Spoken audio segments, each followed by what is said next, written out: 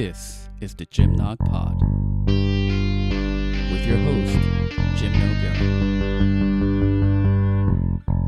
On this episode, number 13, a man who goes by the name Miguel. Colleague, thinker.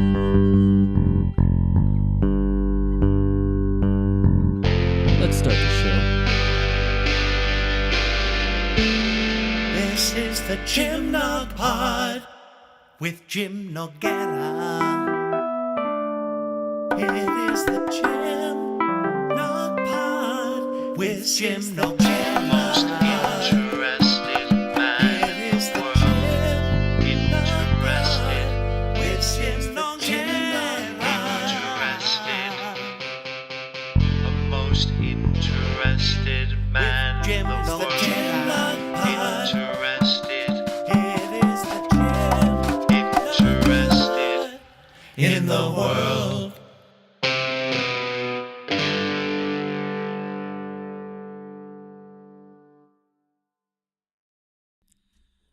Welcome to the pod. On this episode, we're talking to a man that, though is going by an alias, is someone that I've spoken with many times in the past. My many conversations with Miguel in the past are at least partly responsible for me starting the podcast. I've always thought that he's a really bright guy, and I've been looking forward to having him on the podcast for a long time. He has a degree in psychology and in philosophy. Our conversation focuses primarily on three main topics. First, we discuss the Parkland shooting. Then we discuss MGTOW, or Men Go Their Own Way. And then we talk about PUA, or the pickup art. This is a rather long podcast, about an hour and 40 minutes or so. And then we talked for like another 15 minutes after the podcast was over. I really do enjoy talking to Miguel, and he's a really interesting guy with a mystical bent to him. He seems to encompass Sam Harris's thesis regarding spirituality without religion. And so I think it was appropriate that we mentioned Waking Up, a Guide to Spirituality Without Religion. I do want to point out that we obviously have different opinions about things, and just because something goes unchallenged doesn't mean I necessarily agree with it. This conversation handles some difficult and controversial topics, but I think we handle them pretty well. Certainly don't jump to conclusions or assume what our motivations are. Hear us out. And we certainly aren't in any way excusing any of the actions from any mass shooter. I think what Miguel was trying to do in part during this conversation was to consider the motive and the psychology of these shooters, who have primarily been represented by young men.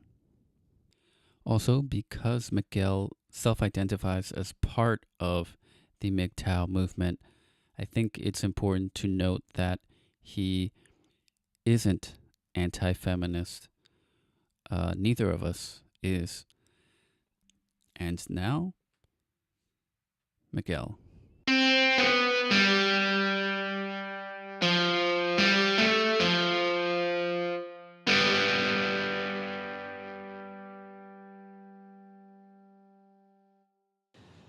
Miguel, welcome to the pod. It's great to talk to you finally. Well, thank you for having me, Jim. Okay, can you introduce yourself for everyone else? How would you like to be introduced? Well, I guess you could just introduce me as Miguel. I guess one way or another, a colleague of yours in your academic and college work, um, and also as a man, a man, one of many men of the masses who really is thinking a lot of about things that are happening today, uh, to men, by men, and what it may mean for me in particular, and my relations with other people. Mm. Yeah, we want to talk about a few of those issues. We originally planned to talk about um, certain movements like MGTOW and PUA because they're of interest to you and to me, respectively. And but then the whole Parkland shooting happened, and we didn't want to come off as overly maybe. We didn't want to be interpreted as being like anti-feminist or something because, well, because the timing is not really it's not really ideal.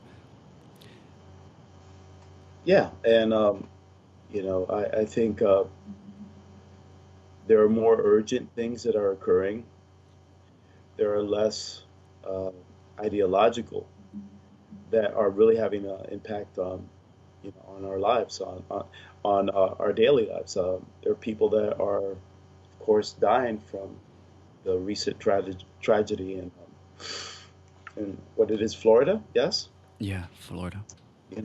Valentine's Day massacre by a Nicholas Cruz, Right. a 19-year-old.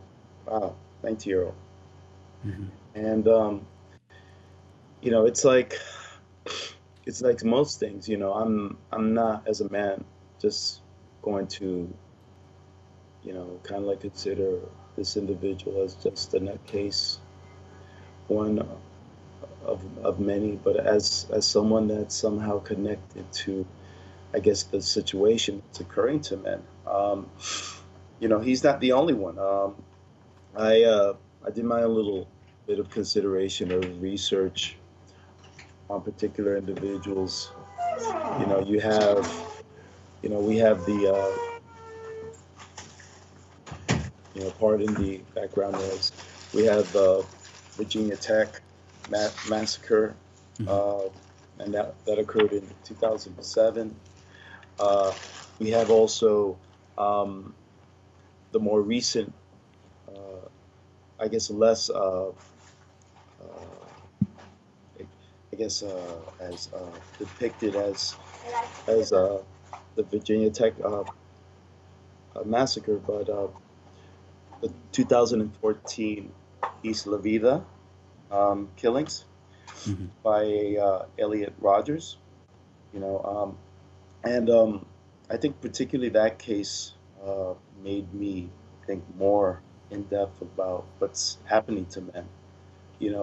And what's happening to men in the sense of, you know, if we just consider that this is a massacre that occurred because of someone who's bearing arms. We have to look at things in a certain political sense. Particularly for men, because you know uh, apart from what many people want to think, men have made major developments in society. They've been the major builders of society, if we're talking about um, technological, social, political developments.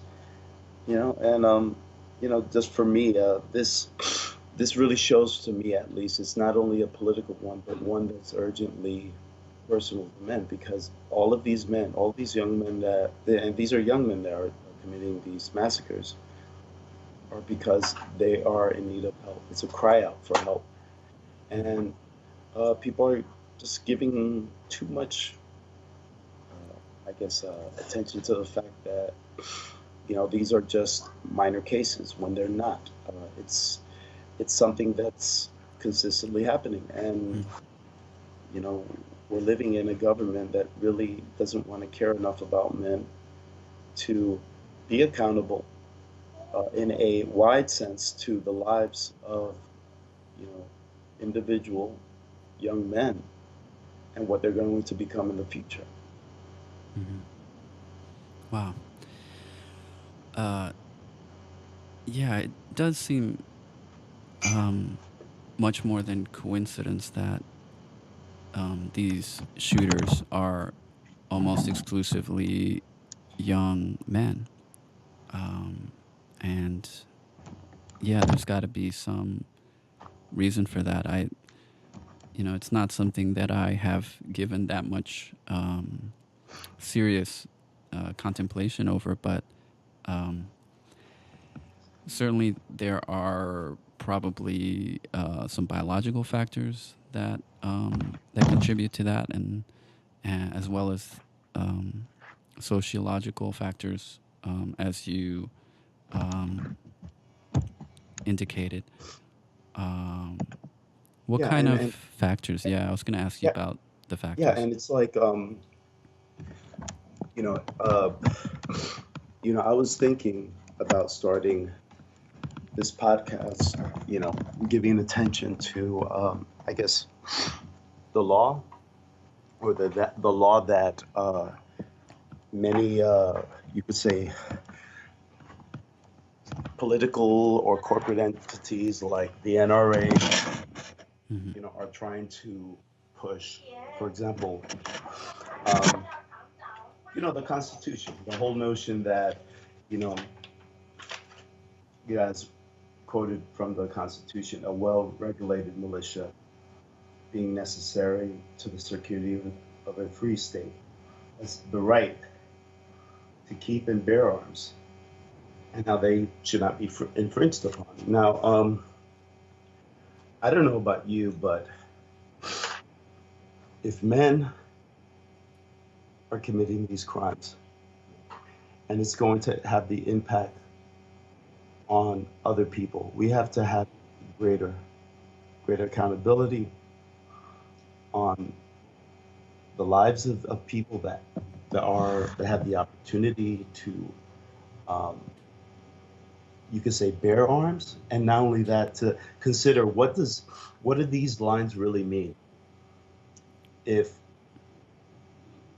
politicians, lawyers, judges are going to be using such legislation to somehow support their agendas. And then when I say agendas, I'm talking about, maybe when it all comes down to it, it's less about caring about who commits these crimes and what they do, but really just doing what the government has always done, is that if these guys or these young men are just one of a number, they're just one of the disposable. It's a part of doing business, you could say. And for me, I can't take that because, as I started with, I am sympathetic because I know now, after my own um, experiences in my own life. I'm 46 years old. I was one time married. Now I'm divorced.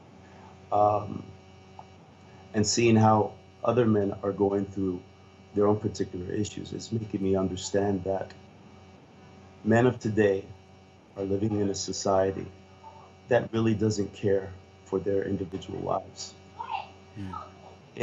And unless it really leads to some wide uh, issue of great harm to society, they put a blind eye to it because money is more important than, um, what should be done as it relates to bearing arms. Mm. And I'm one person that I completely oppose uh, this very this very lack consideration of pure facts that we have. You know, I can't go. I don't have the clear percentages, but I know for a fact that countries like you know, United Kingdom don't suffer the extent of harm that is done in bearing arms because there's no such thing as a constitution that protects the rights of citizens to bear arms. Bearing arms is something that is a very, very great responsibility. And it's not something, and we could even use the very words of the Constitution to show that this cannot be taken lightly. It says a well-regulated militia. If you would say that, and we're trying to use the word loosely, that citizens who bear arms are a part of a ideological militia, then the government, the state, has to make it as such that it's as well regulated as it possibly can be. And we know for a fact that by state, there is not a clear set of formalities of who and how arms should be, I guess, used and born in the lives of individuals. And for me, if well regulated means well regulated, and we could say that laws are making people responsible enough to see that individuals who have mental illness should not have these arms or be near people who bear these arms. That certain places should be put in a situation, for example, universities, schools, where they could protect themselves if potentially, and when I say protect themselves, it's this: if well regulated means that potentially someone may get an arm of some sort, then maybe schools should have law enforcement that have arms. Now, I'm using well regulated in a very liberal sense, but if these are rights that should not be infringed upon, then these rights should not be such where people believe more of the freedom of the right and less of the accountability of the right. For example, if I have the right to carry an arm, then I should be just as responsible in knowing that that arm is put in a special place, it's carried at a certain time, and that there is someone who has some type of overview on how I'm using that armament in my life. Now, for me, in all due respect, maybe that's the problem, is that there are organizations such as the NRA that are connected with legislators that don't want to spend that much amount of money for regulation. If we're talking about regulation as regulation, then that would mean well regulated would be to the extent that we have a real militia. And a militia, for I understand, is a group of people that, we would think, know that they have arms and they're working together. So regulation would require accountability not only for oneself, but for each other. So if, when it all comes down to it, if it's necessary for the security of the state, that means maybe the Florida massacre wouldn't have occurred if there were law enforcement already in the school. Hmm. If there were, forms of medical, or rather, uh, devices that could technologically scan for such armaments. If people if people in the government and believe in this right, and I believe in this right, then you have to consider well regulation in the largest extent. That means if there's any chance that a man in particular, is not of the right mind, then there should be ways in which, in every way possible, that person can get their hands on an armament. And the problem is that that's not occurring. We're for a country that in certain places prides itself for being so conservative, it's too liberally regulated. There's not overview enough. And what I mean by overview is this. It all comes down to this. If young men are committing these crimes, then it begs the question. If that's the case, then maybe well regulation means this. More often or not, it's not going to be women that are going to war. It's going to be young men.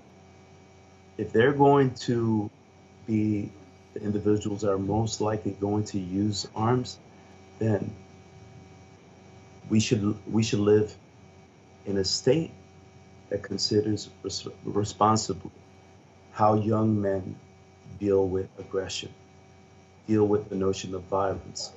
All these young men, whether it's from the more recent Nicholas Cruz to Sung Hee Cho from the Virginia Tech shooting, these are men that were completely disturbed, really disturbed.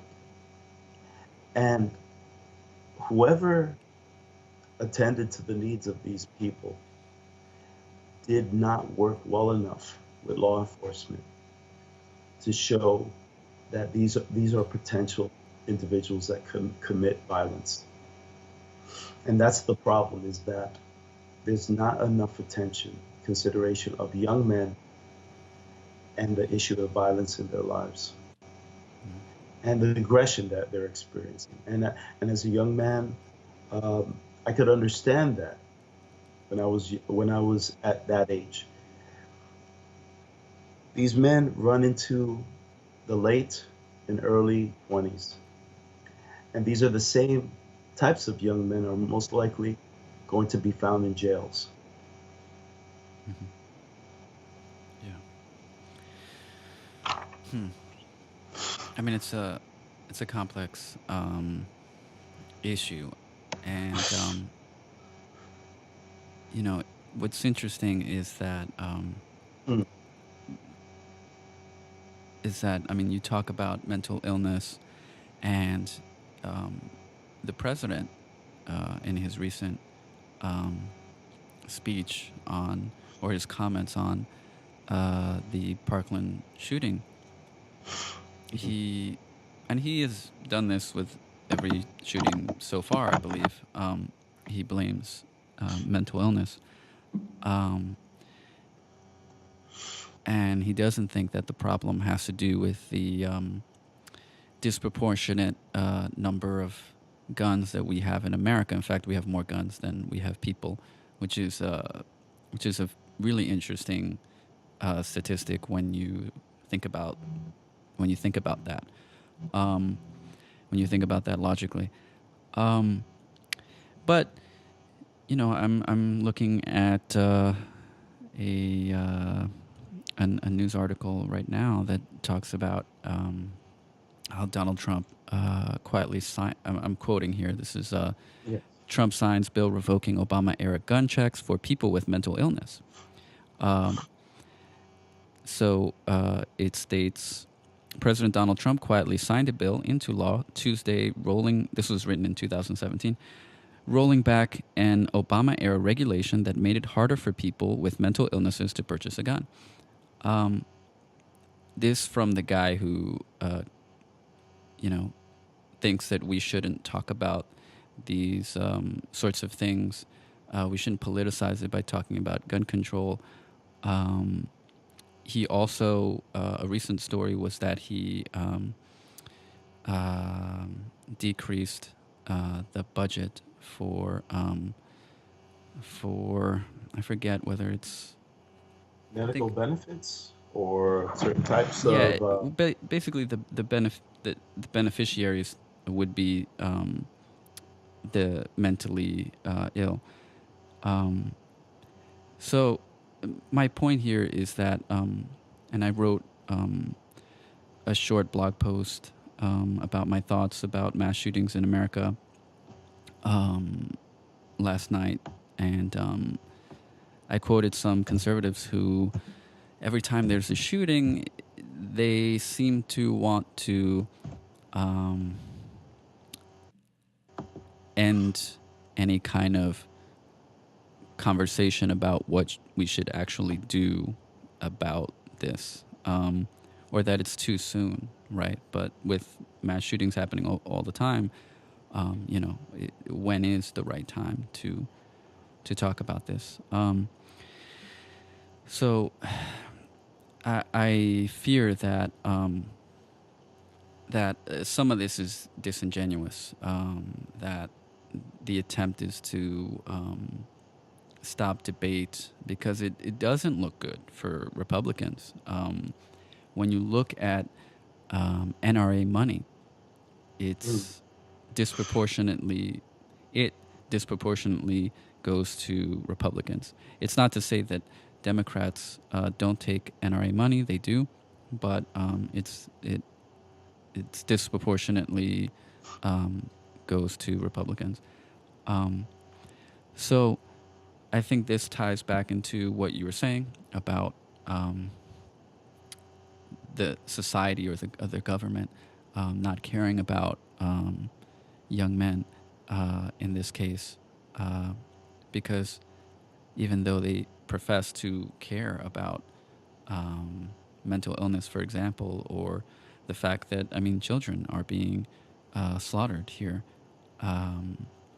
they tend not to do anything and act in ways that undermine their own arguments. Well, Yes. well, I see like this. I want to interject something.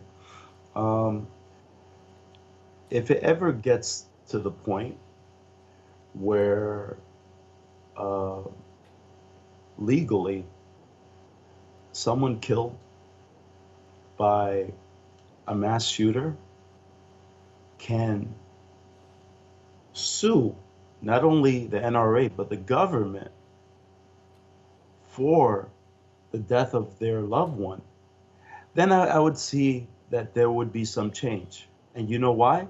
Merely because of the fact is this: guns do not kill people. It's people. And if there were greater regulation and concern for the types of people, and I'm talking, when I'm saying types of people, is this: I'm respecting the fact that there's a good possibility that many of these people may be neurodiverse. Mhm. That means they may be so unable to deal with other people in such a way that you could say uh, is adaptive, that enables them to work in um, in a coherent way with their environment, to even appropriately deal with the fact that there's a framework, there's a social framework that doesn't want to attend to the needs of people who are different. You have people with uh, autistic Asperger's syndrome. We have attention deficit hyperactivity disorders. We have people who have Tourette's syndrome. We have all these people who, um, we're not saying they're mental illness, but may have different ways, mental, you could say, uh, biological ways of expressing themselves that could only lead to maybe some type of emotional um, problem, some aggression in relation to the situations. And, it all comes down with, uh, in my understanding, of individuals that choose violence because they don't have options. And when you have individuals that may feel, young men that may feel that they do not have the resources to express themselves in a productive way, violence may well be the answer. And if we want to accept, and and when I say gun control, I'm not saying that we should bring down the right to bear arms. In fact, we should keep it there. But I'm all for a more strict interpretation of that amendment. If you want a well-regulated militia, that means a militia that is ready and able. And the people that are bearing these arms and that are committing these atrocities towards other people are not capable. These are in fact people that have some form of sickness, mental illness, or have some neurodiversity that leads to some problem. And if we have cutbacks on what people may obtain through their medical benefits for their own well-being, and we have therapists that are not working with law enforcement to limit and monitor these individuals in their engagement with other people, then for me, that's not well regulated. Our world is very complicated. There's a lot of ways young men who are not in the best state to do the worst things. We have all the technology there, but is there overview? No. Is there a willingness to even initiate an overview? No, because the way I see it is this: if people follow the trail of money, I don't think the NRA wants to invest money in overview. It wants to invest money on people who buy arms, and it's the responsibility of the state to determine how much they want to give attention to overview and oversight. Right. And, what's also really interesting here is that the NRA gun manufacturers are acting maybe not in the most moral way, but they are acting in the most purely logical way when it comes to our capitalist, maybe under-regulated capitalist system. So I agree with you that, gun manufacturers aren't the primary people here to blame, because they are a corporation whose fiduciary responsibility is to increase profits. That's capitalism. But it's the government's job, whether we're talking about the state or the federal government, to to regulate. And so I agree with you on that. And there's so much context also that is important here when we're talking about the Second Amendment. Marcos de Jesus, who has been on the show before, bright guy, and he knows a lot of history, and he was talking to me quite some time ago about the Second Amendment and about well, his readings have led him to conclude that that that this idea of a well-regulated militia, having the right that shall not be infringed to bear arms, comes from the history of the antebellum South and slave rebellions. I see some stuff online, an article by The Atlantic, for example, The Slave State Origins of Modern Gun Rights. The idea that citizens have an unfettered constitutional right to carry weapons in public originates in the antebellum South and its culture of violence and honor. And then there's the fact that, this right, although important, clearly, I mean, it's the Second Amendment, right? But was written and ratified in a time that people had muskets, and America was a very different place, and so it would make sense that that we would have to revisit the Constitution, as we have done, I think, already 27 times, to change it, to amend it. Well, for me, I'm not surprised about the information. You can't look at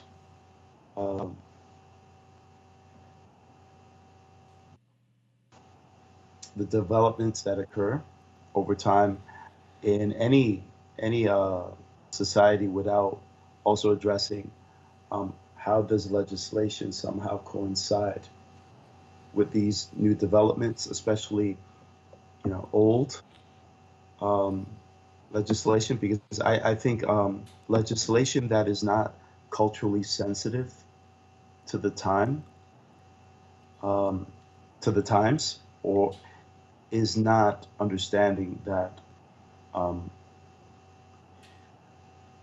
only the living are responsible. What was came and went, but only we here, the living, are responsible of creating something of what was for us today, and maybe guide what is to become for the future. And I don't know, I see it like this. If we respect our history, we have to respect what well-regulation means, or something to be well-regulated, or a militia to be well-regulated. We are now living in a society that is completely tied with the internet and is consistently influenced by many you could say, linguistic forces of the social media. There should be no reason why, with the knowledge that we could obtain from each other, that regulation can't be extended to the point where enough money could be funded and used to consider anyone, any young man, and in such a way, and not necessarily kind of like prevent these individuals from committing crimes, maybe prevent them even from entertaining such a violence that could lead to a shooting, that could lead to a massacre. Because really, ultimately, all of these individuals. All these young men have so much in common. And it's the commonalities that they have that really should let all men understand that these young men could be any one of us. For example, this the gentleman Sung Hee Cho. Hmm. I'm just reading something from Wikipedia, Go ahead. stating that in high school he was placed in special education under emotionally disturbed classification. Mm. He was excused from oral presentations and participation in class conversation, and received 50 minutes a month of speech therapy. Right there, right there, people have enough knowledge to understand that, okay, there's a history for these individuals. These individuals are, you could say in some ways, if we were talking about slavery of the past, maybe these are a type of marginalized individual of the present. Because honestly, it's almost the same setup for all these individuals. There's something that went wrong prior, Hmm. and whatever services were given doesn't want to follow with their progress and development. And you know why? Because young men become the disposable males of the future. And we live in a society that considers if a young man can't be a productive member, then he's either a criminal or he's put in a wayside position where he cannot be of a threat until he becomes a threat. Hmm. And that's the way I see it. Any of one of these people could have been one of us, or one of us as them in some way or form. I know for a fact that I had certain resources and I was blessed with certain things that didn't put me in that situation. But it's not the same for all men. Uh, just consider the fact, and this is no judgment towards uh, services being given to women, but how much services are really given to men, particularly if they're the most likely to be the most aggressive member of society? I don't think enough. Yeah. Well, I mean, what do you think if you were to prescribe a specific set of steps that um, society can take um, to address this issue in this case, more specific to young men? What do you think Well, that would we be? all, and this is going to be a striking, maybe insult, but we already know by the amount of men that are in jail, single parents are not capable. Most of them aren't. Yes, there may be exceptions, and I would give that, but always understand the following: resources can come in different ways and forms. But for me,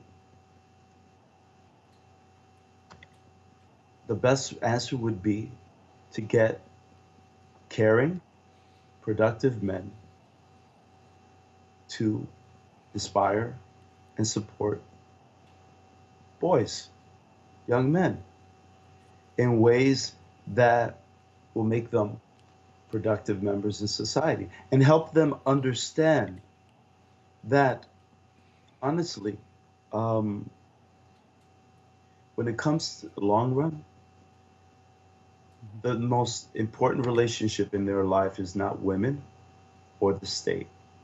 It's themselves, their relationship with themselves. Women have never really shown a real investment in men. And the state only cares about men as much as we are able to benefit and serve the needs of women and the family unit. This may be harsh to hear, but show me proof. If there's proof out there that the government cares as much as for men as they care for women, and when I'm talking about men, I'm talking about young men, I want to see the proof. And that's my view. Men have to care for men, and these men have to be men that understand that our options is not necessarily the family unit, because we all know that the legal framework of today is not protecting men from the problems that are coming from divorce. There are more divorce occurring, and most often than not, it's not occurring because of men, but because women have chosen it. They've chosen the fault-free divorce, and that is all well and great. But what about the kids? What about the boys? A boy, a young boy coming from a broken family is more likely going to have more problems than one coming from a family that's together. And what I'm talking about together is a father and mother raising the family together as a family unit. For me, that would be the answer. Young men can only be really understood and cared for by men who are positive, who are productive, who know the fallacies of society, and understand the disposability of men, not of today, but throughout history. Right. Yeah, I agree with that. I think, and again, I think some of it is biologically driven, but it's all Oh, see, interwoven. that's and that's funny that you add that. Is that um, I'm not going to lie to you, James. I know for a fact men are biologically driven to put down other men, to backstab other men. And why? Because we're in competition for the same thing, and that is to be with women. And for me, that's I have no problem with that. But I know for a fact that if there's anything to be said, and I'm looking at the term or the category of neurodiversity in the most positive way, is that a lot there's enough proof from men in history such as Nikola Tesla, Albert Einstein, Isaac Newton, Liebig, Spinoza. There's enough proof. Even my great Immanuel Kant and Arthur Schopenhauer. There's enough proof that there's enough neurodiversity in men that proves that when the goings gets tough, men can get out of that idiot box, which is men hatred of other men, and how it's a nowhere land for men. It's seriously the male competition. It's a no man's land. In the end, it leads men to nothing productive, and it only serves those men who are in the elite position in society.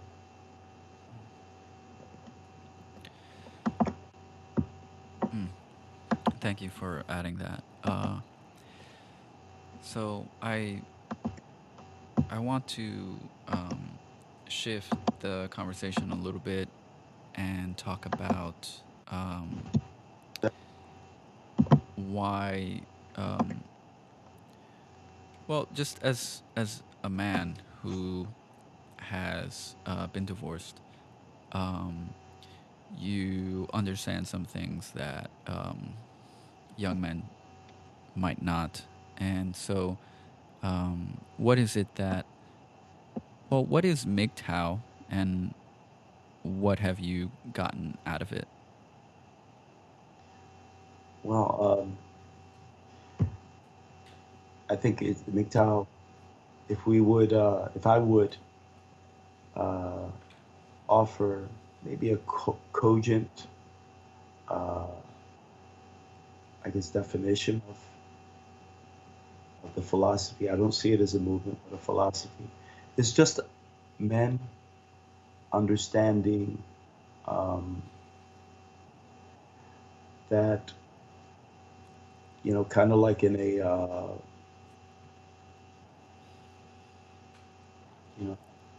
after reading to some sense the Sam Harris book, Waking up. Wake Up, Waking Up, the whole notion that we have all these senses of ourselves, all these perceptions of what we are as men, and understanding that these notions of identity don't really reflect a real stable self, and that men ultimately have to find a way that's better, and that alternate way uh, comes with considering the fact that um, marriage is not necessary for building an identity as a man. Cohabitation is not necessary to build one's identity as a man. Uh, Having children is not a necessity to building one's sense of self as a man. And that this going one's way is really a personal,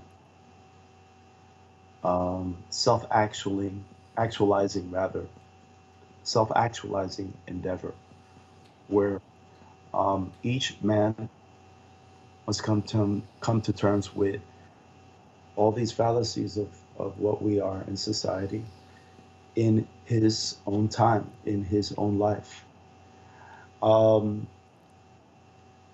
it's experienced, of course, differently by different men, and I think in many ways, after what we've just talked about in reference to the terrible dilemma that many young men are experiencing in believing that violence is the answer to their suffering, it's really like an antidote in saying, well, there is a way out of that idiot box. And um, many of these young people don't understand that it's these senses of ourselves that we're indoctrinated with in society that really limits, in some ways, the sense of what we are as individual men. That being said, MGTOW is about deconstructing, you could say, the notions of that exist under that identity of what is masculinity. It's about putting aside non-references such as, or empty references rather, such as machismo, um, being a breadwinner or provider, um, being a great warrior or what have you. All these, what you could say is shibboleths that really just bind men to the lie that we have value, and we don't in society today, and we've never had value, only unless, and this is something I have to say is my view, that this last statement is my view. We don't have value only to the extent that nature has for us.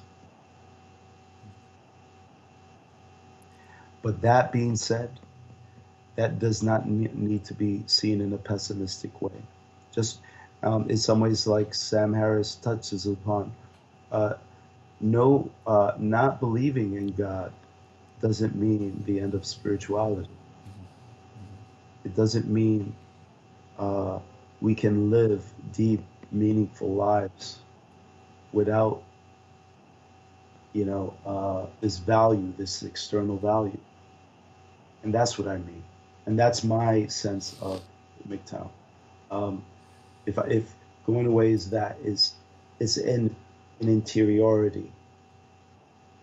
Yeah. Right. Um, so, I mean, really, your concern is to help men in a society you feel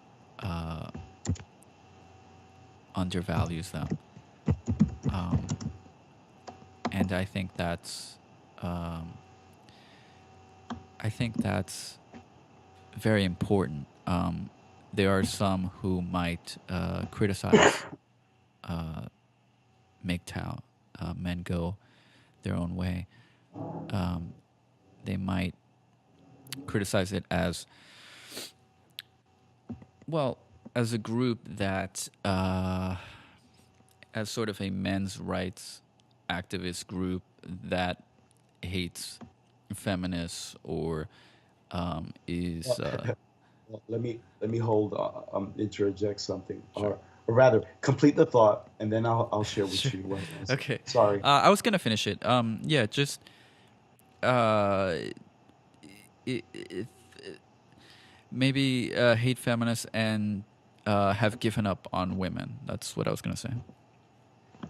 Well, since MGTOW is a very personal, you could say, journey.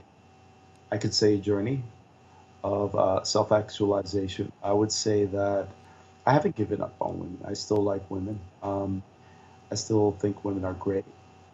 Um, I, s- I still even, I am still even pro-feminism. Mhm. But I could tell you one thing though. Um, I believe as much as every individual man has a right for uh, self-actualization, women have the right as well.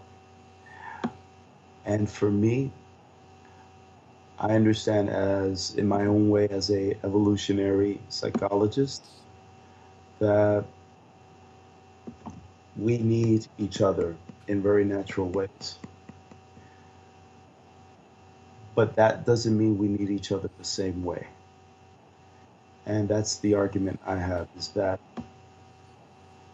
um, I'm all for women getting what they want, but not at my expense. Right. And I think And go ahead. here's the funny thing: I have to make that as a clear disclaimer. They could get married, they could have kids all they want, but not at my expense. I am happy enough as a taxpayer to invest what little I have in protecting women and and their lot. But in a personal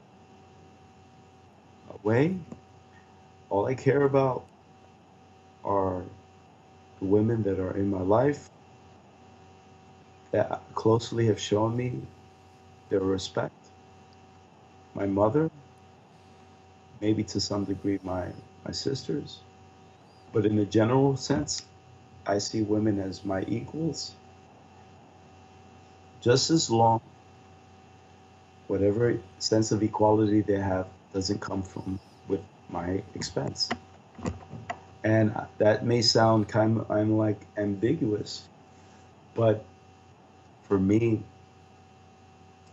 um, I don't believe that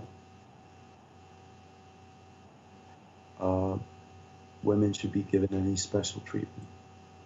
Women want to be equal. They have every right to be equal.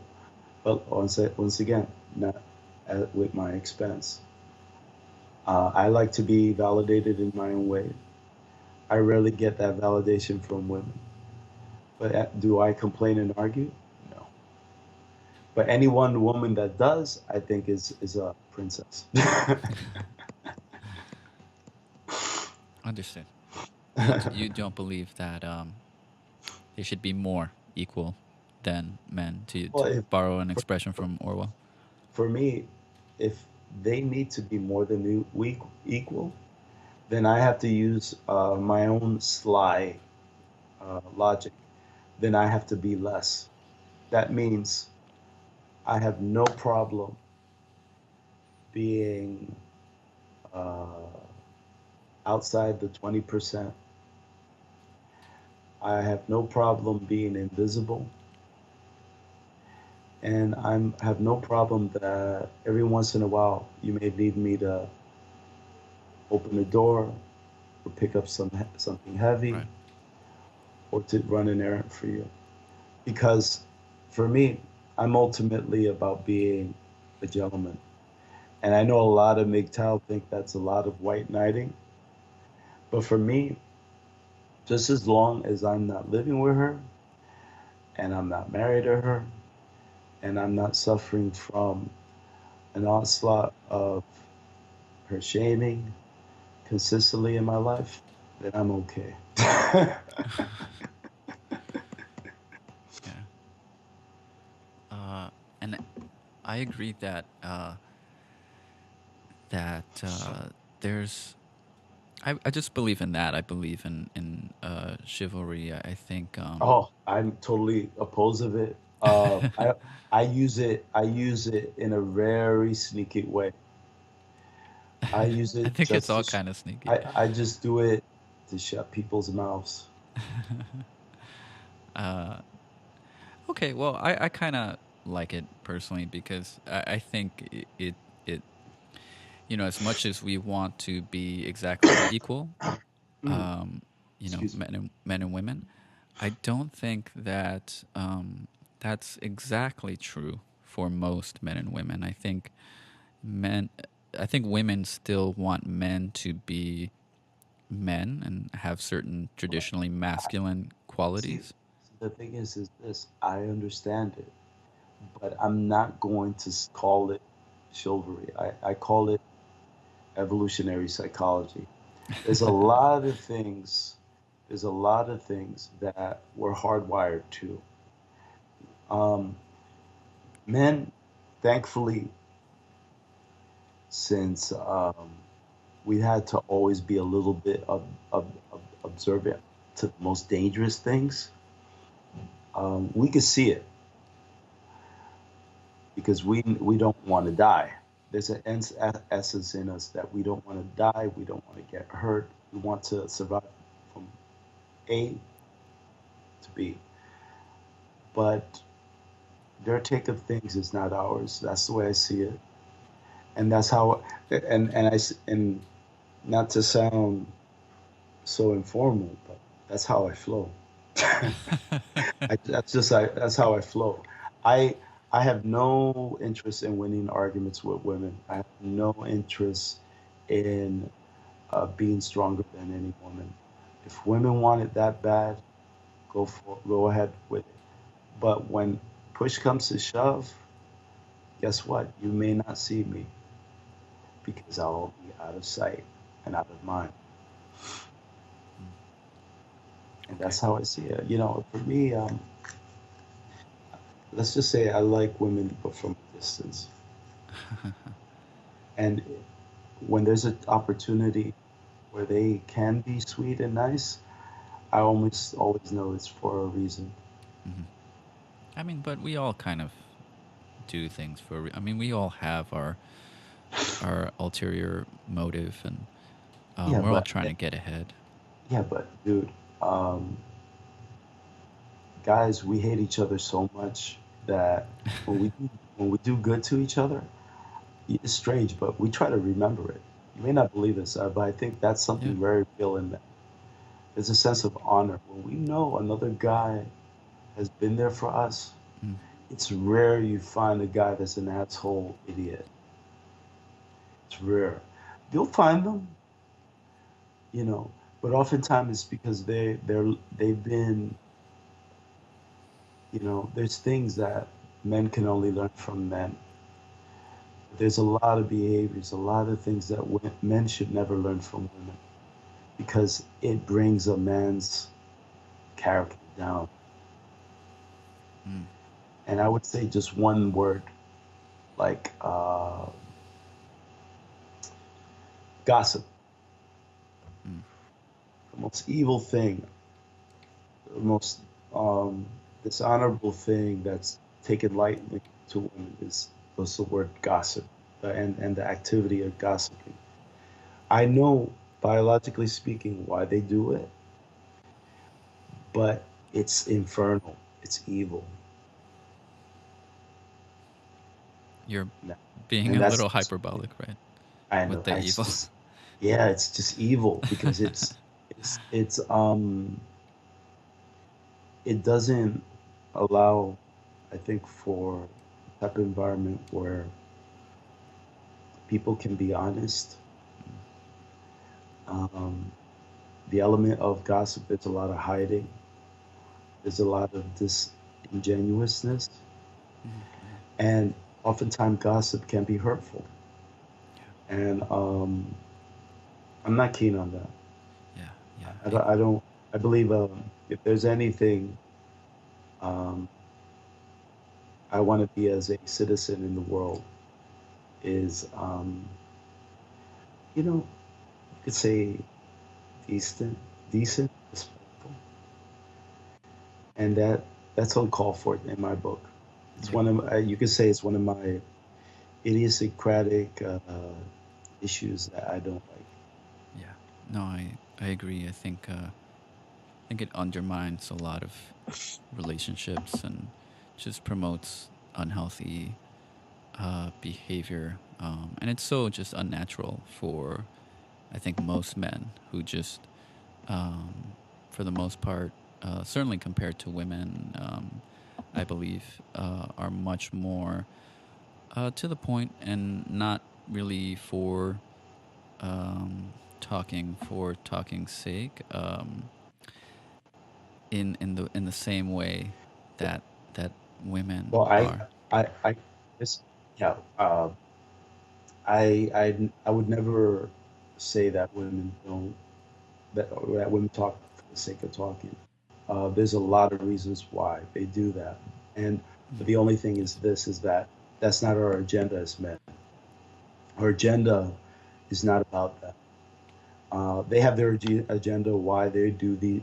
See, that's the whole thing is that I can't be like some of the people in MGTOW about women is merely because of one thing. We are biologically tied to being involved with each other in certain ways. Our our environment is making it more complex. I'm definitely a big believer that many guys have a problem with women merely because they don't understand it's our hardware. If you understand your hardware, you understand how you're inclined in certain ways, you'll never, I'll tell you this, from now on, I have to tell you this, Jim, I will, I, what I've learned in the past 2 years from MGTOW, and MGTOW is not just people talking about their bad experiences. We're talking about people who talk philosophy, evo psych, um, genetics, um, what they call you could say public relations or propaganda in its more um, antiquated name, politics, political science, history.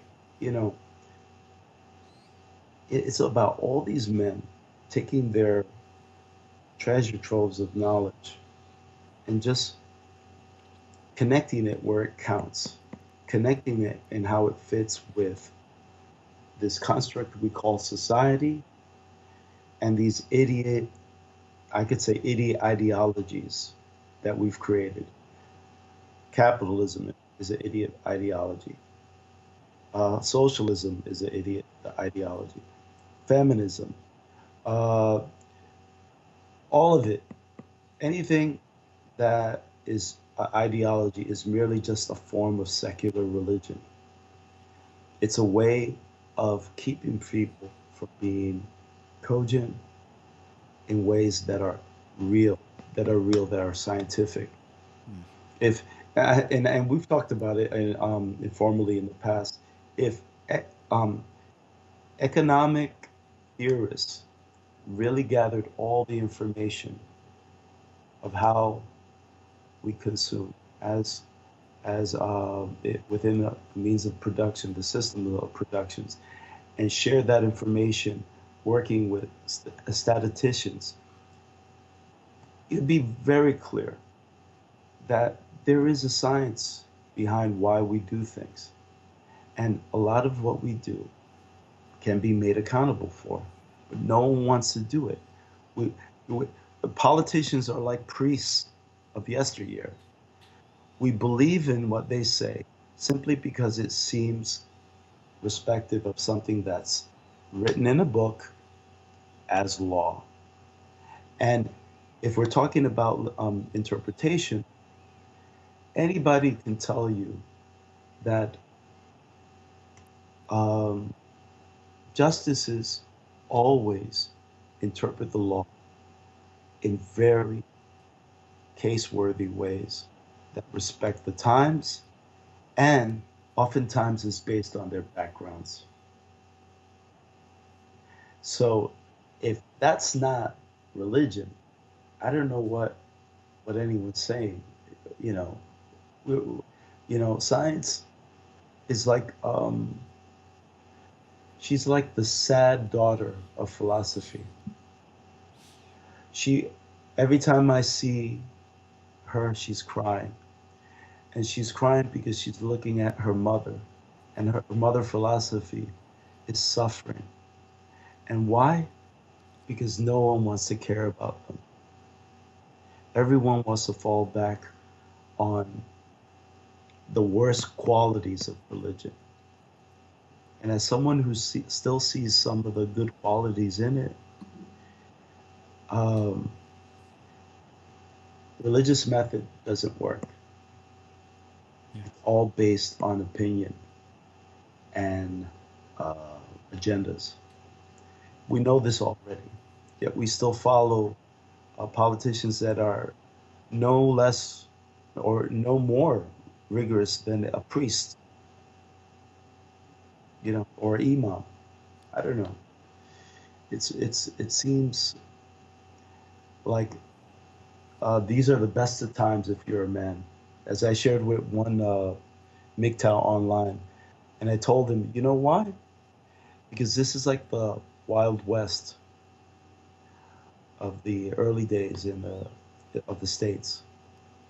You know, because of social media, because of the internet, the transparency of how stupid this government is and our politicians is evident every time they communicate, every time they interact with each other.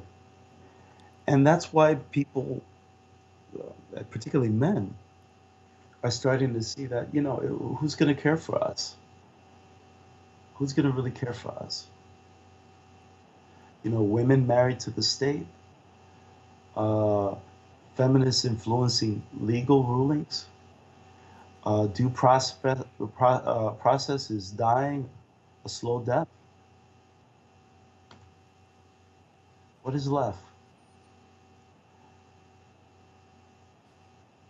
Right.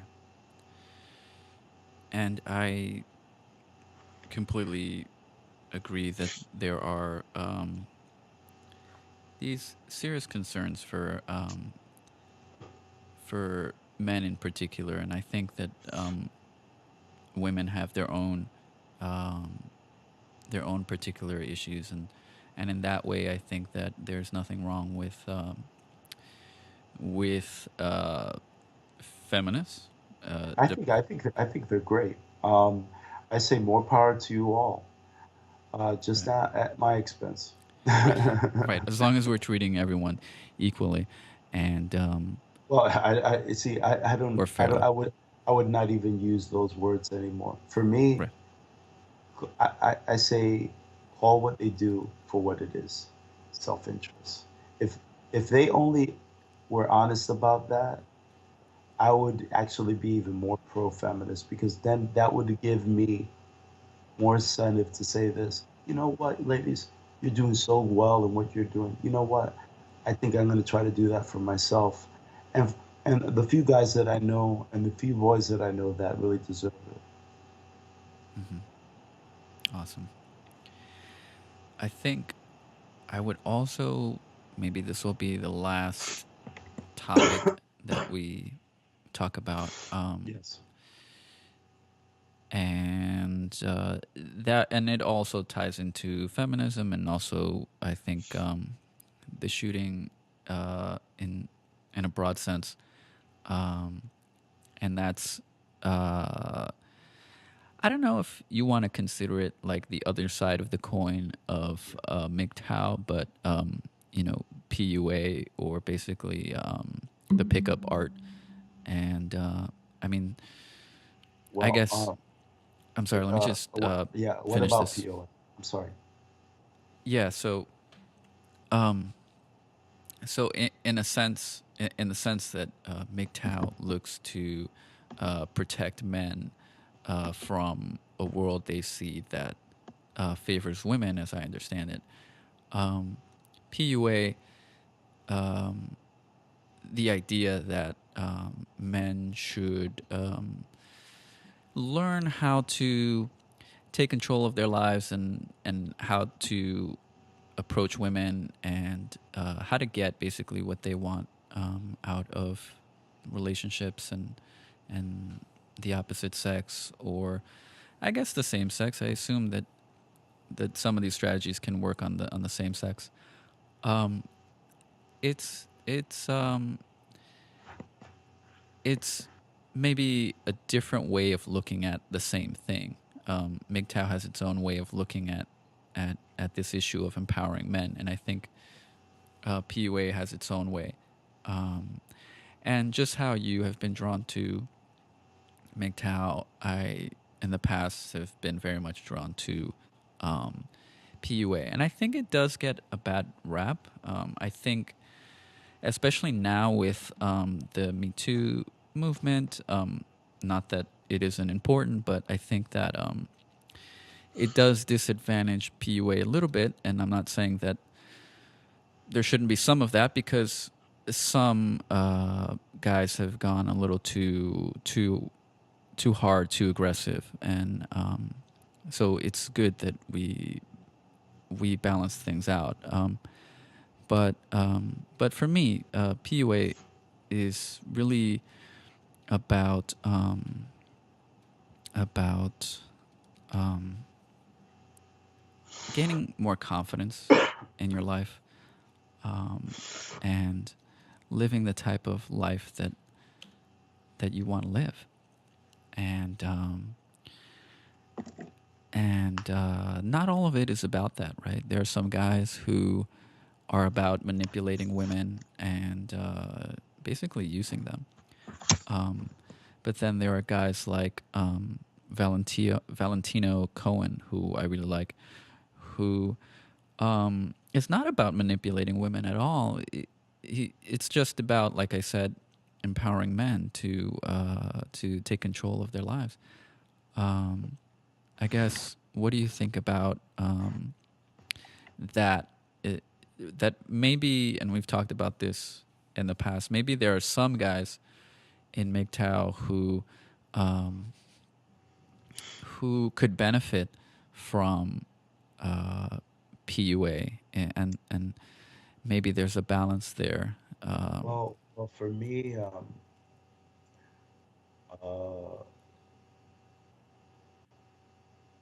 I still, yeah, I recollect when we last spoke about it, and I think since there's a great amount of diversity in MGTOW, there's people who are still kind of purple pill, there's people that are raging, still about women and the the affronts against men.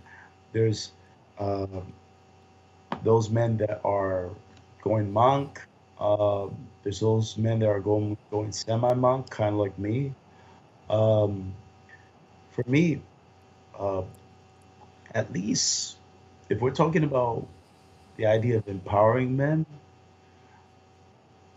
if it's only to get a sense of how they stand with women, I think it's very important. Uh, Women have had for decades,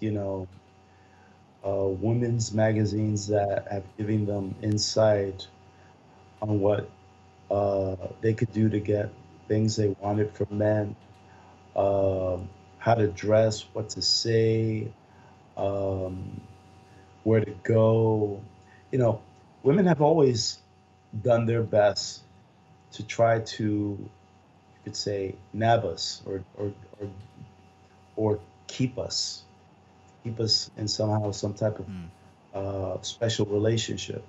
Now, for me, if it's in that sense, yeah, yeah, why not? But um, I think we should always consider something that um, women, a lot of women, uh, put a lot of value uh, in the emotional and the sexual uh, uh, characteristics or qualities they have in their dealings with men and getting validation from it. Um, if that's the case, I would say, and when I say if that's the case, is that there are women that add more to you could say their person than just those qualities. But um, if men want to learn, MGTOW men want to learn PUA, I would say yes, but they really should understand why they want to learn about it. And if it's a power, like for me, um, since women get so much from their physical attributes, in the sense of how men are so, or most men are so consumed with interest in how they look. Um, I really think it's like an empty power. If it's not a power about yourself Right. and it's only about having sex or having some type of Exactly. validation from a woman, Right. it's it's kind of it, it's kind of insulting to not only the woman but to yourself, because ultimately you have your time and your energy. And most PUA uh, guys will tell you that you there's always an angle where you're trying to pique the interest of a woman to see how much of a value you have, how much character, how much wealth or strength you have. You know, if I have to do all of that just to get a woman or have a woman feel she's that she could be with me, and thus I'm picking her up, so to speak. No, I don't think it's a worthy endeavor. I think if it's to the point of getting to know yourself and what women see in you, then I see a power in that. Right. And that's a power that you could play with and it could be fun. You know what I mean? You could relate with a woman in a way that respects her. For example, if you know a woman likes you because you have a certain physical characteristic, or because you have a car or what have you, you know what she's into. But it also puts you in a position of power to understand that um, everyone has their limits, and every woman wants what she wants. It also gives you the power to say no. And I think that's a very important power for men to have Yeah. because um, I really believe men are more smitten by women than women are smitten by us. Hmm. And we get a lot more from women just from what we invest in them than we get from them. And that's just my point of view.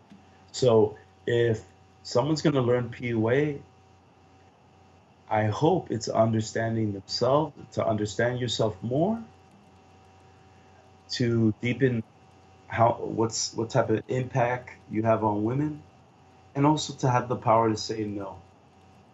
Because women, and this is just my feelings, a lot of women like to feel that things are given to them and that things are going to be easy and that things are going to be comfortable. And this is something that girls are taught from a very young age, you know. And for me, um, PUA is important, but there's a point in which I think if it's about sex and points, Right. marks or what have you, or tallying, no, I'm Notches. complete. Yeah, notches. I'm completely against it. Why?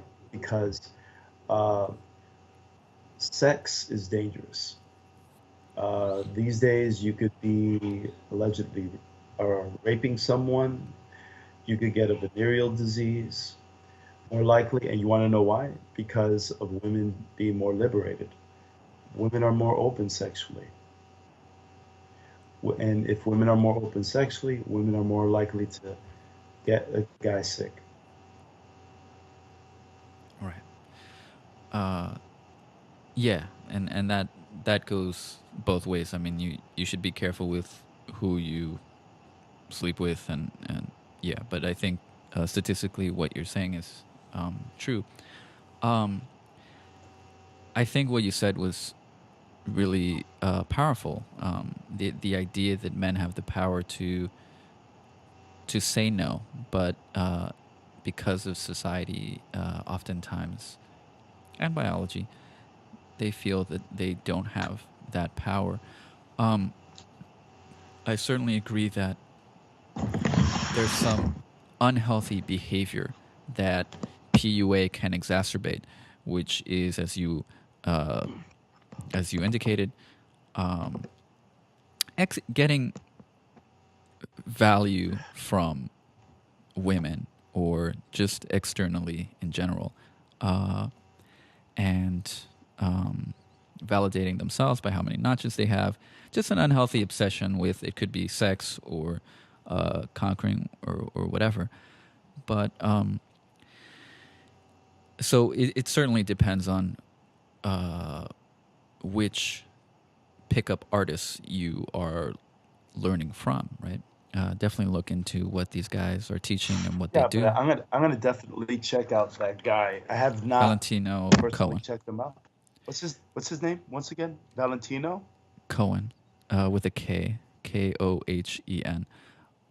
Yeah, he's probably the best one that I have found, um, because he's into finding quality women, which I don't hear a lot of from PUAs. Like oftentimes, the end goal is sex, but for him, it's actually quality women, and that's kind of powerful, as obvious as it should be, but it's powerful because a lot of PUAs are not teaching this, and and that should be your goal, right? If your goal is just sex, um, it leaves you kind of empty after a while. So if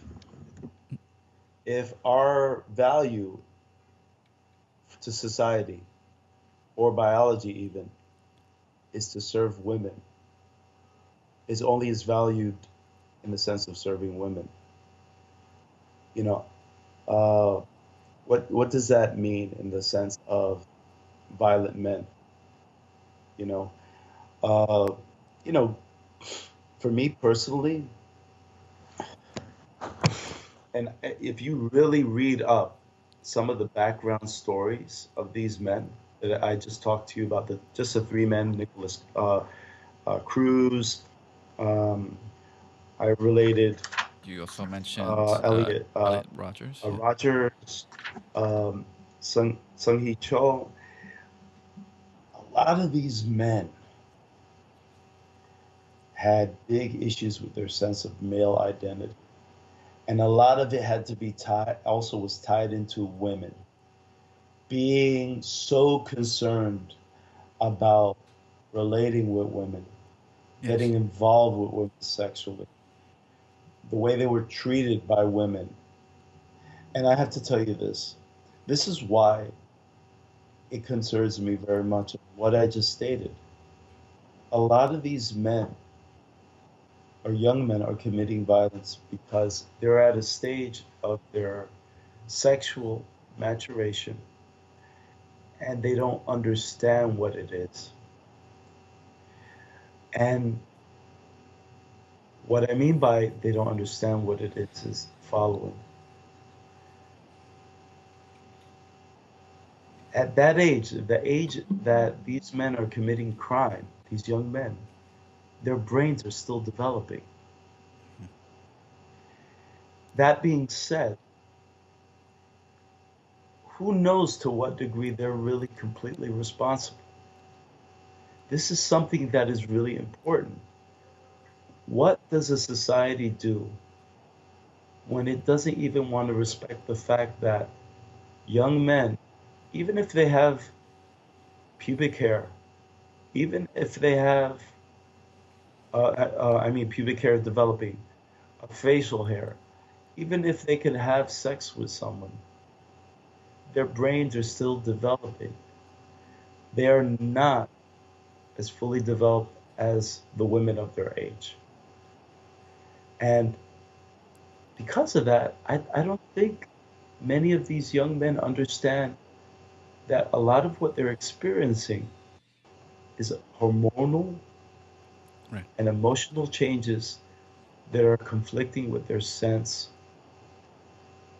of comprehending their uh, personal situation in life, And their identity. their I think. identity, and it's this lack, or maybe this not as much a lack of identity, but the skewed identity that men are given in this society that makes men do some of the most horrendous things. Right. Not all men have to be scapegoats to the ills of society. Not all men need to be, violent criminals. My understanding is this. We're living in a society that doesn't want to be accountable for reality. It only cares about, you know, the final, you could say, the holy dollar. It's, if it's not profitable, there's no interest in the human situation. And that being said, I don't see this getting any better. I just see it getting worse. Um, Young men have there's a long history of young men not being considered. And if we have the knowledge already from school age, we already have a sense of what they're going to be come in the future. You know, there have been talk about the school prison pipeline, you know, and it's usually mainly minority men. Take note, take note. Nicholas Cruz, Hispanic. Well, Sung I, Hee I Cho, I'm not sure if he was actually Hispanic, because from what I read, he was adopted. But I don't know if you oh, know his, more of that. his circumstances were not the best. Sung Hee Cho, Korean. Elliot Rogers, mixed Asian. Mhm. And it's this isolation that many men experience that make them do the things they do. Right. And okay, I wanted to. I agree largely with what you said. I think pretty much completely.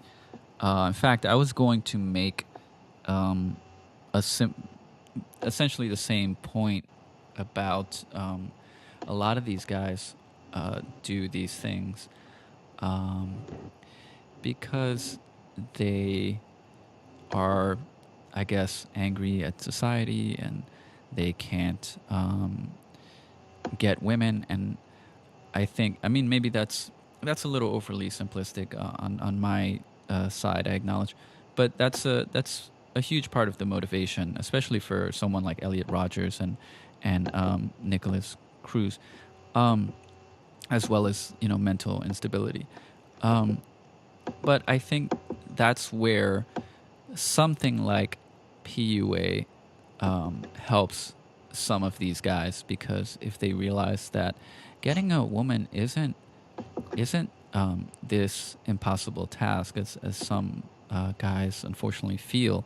The otaku in Japan, a lot of guys have kind of given up, and I think PUA can empower those guys because it teaches them that it not only isn't impossible, but it's almost impossible not to get women if you Exactly. right. Exactly. It's impossible Continue. not to get them if you really take care of yourself, raise your own value, uh, are social in certain circumstances, and know how to play the game. It's not. I think we're lucky, us guys, that for women, it really isn't so heavily based on looks, and that's a great thing. Um, so I kind of wanted to end on that sort of note. Um, if you want to respond, you can, but if not, I would just ask, Yeah. what kind of Jerry Springer style final thought do you wanna add? Um, there's a lot of men crying, dying, simply because they don't have a woman. When the reality is that um, maybe it's not that big of an issue, and that you know women are far more needy than we think when and we think they are. You To be fair, I mean, to be fair, know? men are needed too. I mean, But you don't understand what I'm saying in the okay, sense that I know I know men are needy, but when you really understand in what sense women are, you start it opens your eyes and you go like this, oh, okay. I shouldn't be so needy. I shouldn't be so. I should right. really just understand. We're both, yeah, needy. I get what you're saying. But that being said, it was a pleasure, Jim, talking to you. The next guest on the podcast, hopefully, if all things go well, should be Christina Matzak. I hope I didn't butcher her last name. She is currently in Iraq and working for World Academy of Development, which works toward eradicating poverty through targeted education.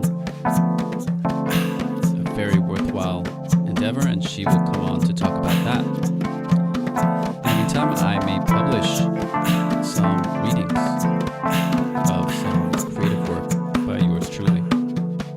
I'm in that writerly state of mind.